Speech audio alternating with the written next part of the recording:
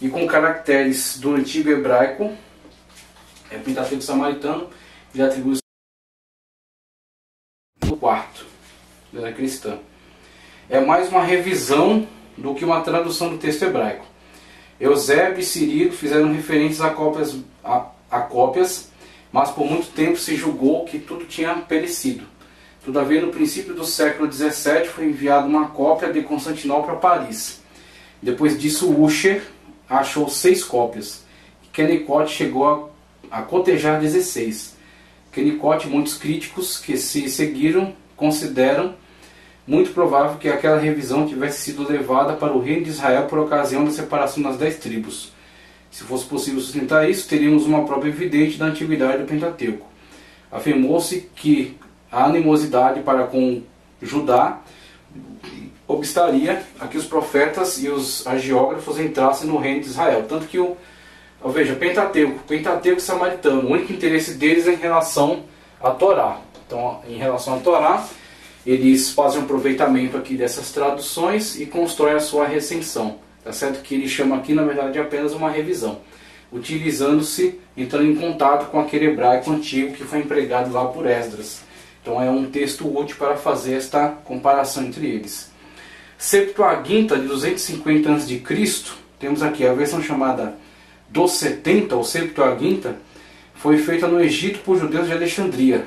Aristéias, um escritor que quis passar por gentil e válido na corte de Ptolomeu Filadelfo, conta que aquela versão foi feita por 72 judeus, 6 de cada tribo, mandados a Alexandria no ano de 285 a.C. por Eleazar, a pedido de Demétrio Falário, bibliotecário do rei, e completada em 72 dias. Essa narrativa recebeu vários acréscimos, em que se afirmava a intervenção miraculosa no trabalho e infalibilidade dos tradutores. O Dr. Rode provou de modo concludente que essa narrativa não pode ser autêntica, posto que nada se descobriu que materialmente possa abalar o valor ou a data da versão, sendo essa provavelmente feita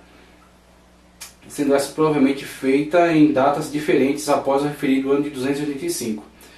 Quanto ao tempo em que se completou, não existe prova alguma. Considerando de um modo crítico a obra, podemos observar que contém muitas palavras greco-egípcias e que o Pentateuco está traduzido com maior exatidão do que outros livros. A tradução de Jó, dos Salmos, dos Profetas é inferior, especialmente Isaías e Daniel. Os livros históricos são muitas vezes incorretamente traduzidos. Na igreja cristã primitiva, essa versão era dita em alta conta, embora certos escritores frequentemente se valessem do texto hebraico para confirmá-la, com o fim de corrigi-la.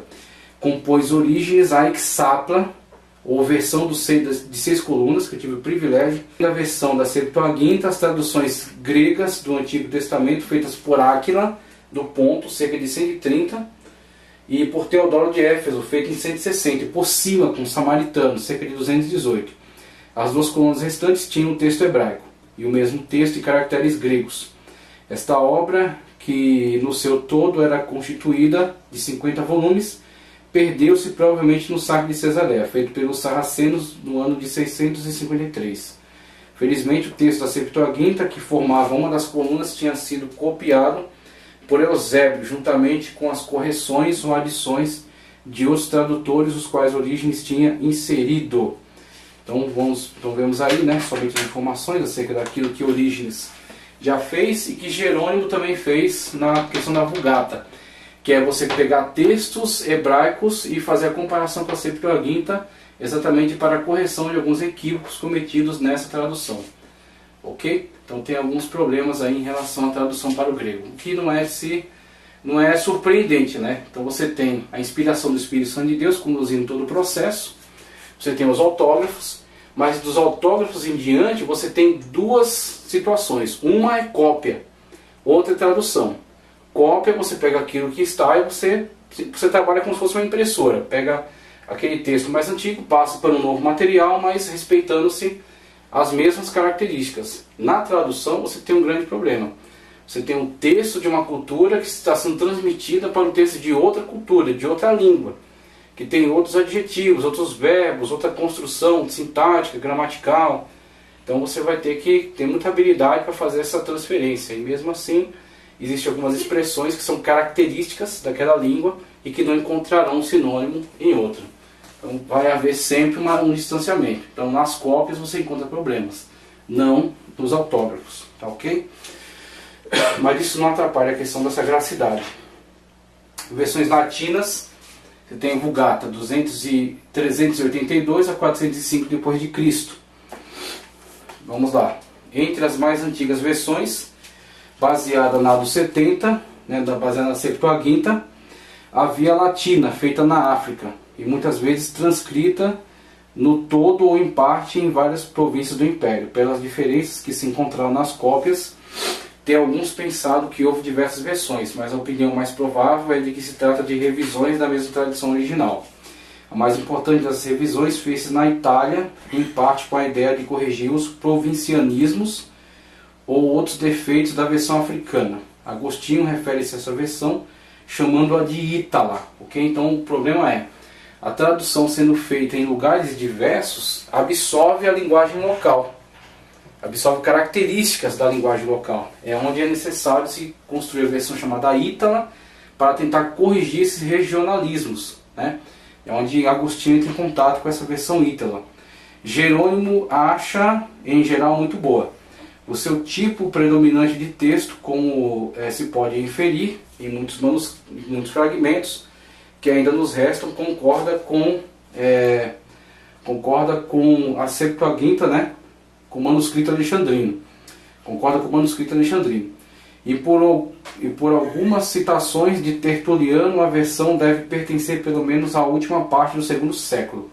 As diversidades e imperfeições das cópias latinas levaram Jerônimo, em 382 d.C., a fazer a revisão do texto, como Orígenes tinha anteriormente feito a revisão da Septuaginta.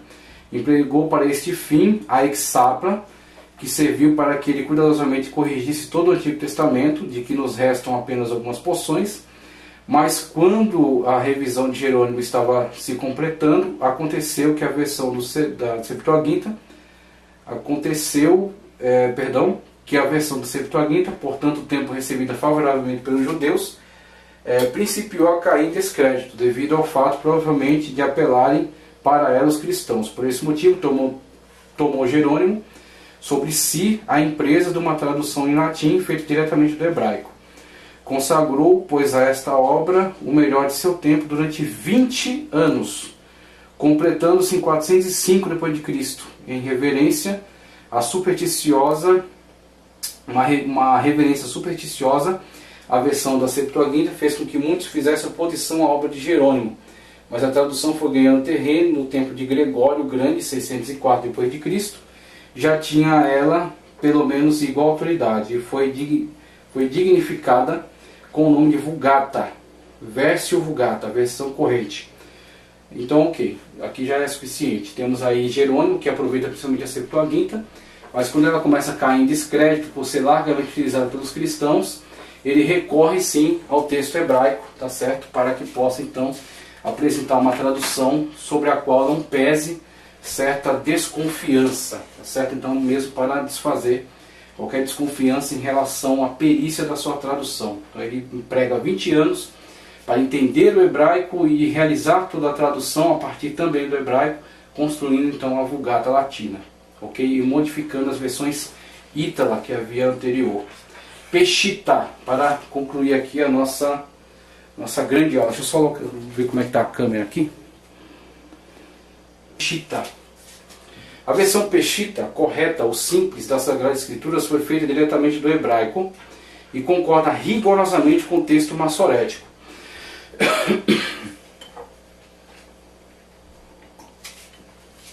Segue então o texto massorético. Não se sabe em que tempo e onde foi preparada essa tradução, mas é bem provável que os cristãos da Síria tivessem obtido as escrituras cedo, na sua própria língua. Pelo exame da tradução, crê-se que foram judeus cristãos os tradutores, e que eles verteram o Antigo Testamento do original hebraico.